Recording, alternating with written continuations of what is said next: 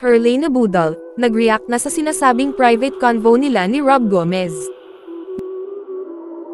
Nagsalita na si Herlane Budal, isang aktres at beauty queen, tungkol sa pagkakasangkot niya sa napapabalitang pangangaliwa ni Rob Gomez, ang kanyang co-star sa GMA Afternoon series na Magandang Dilag.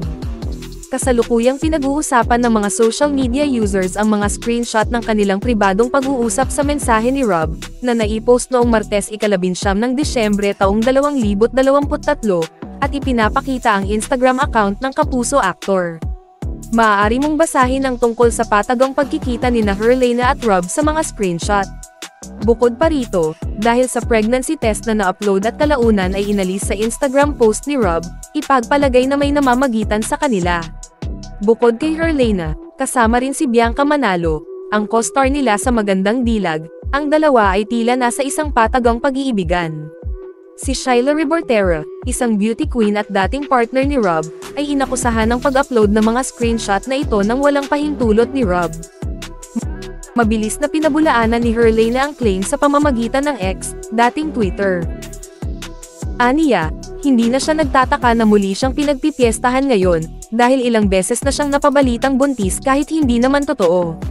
Ang kanyang mga sumunod na tweet, published as is, ay, bakit ako kinakaladkad? Showbiz nga talaga, pag dedicated ka sa trabaho gagawan ka ng issue.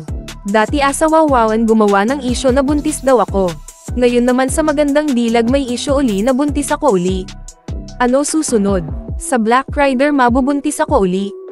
Sa Instagram account ng aktor nitong Miyerkules ng gabi, December 20, 2023, nagpadala ng formal na pahayag si Rob sa Philippine Entertainment Portal, PEP. Ani Rob, walang pahintulot na kinuha at ginamit ni Shyla ang kanyang cellphone. Pahayag ni Rob tungkol dito, please be advised that my phone was taken and used it without my consent on December 20, 2023 from 12:30 AM to 4 PM.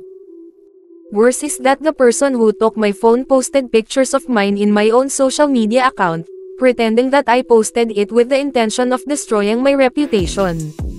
The videos as shown were among my friends and co-stars, who was trying to cheer me up when I was going through a lot of hurdles in my life.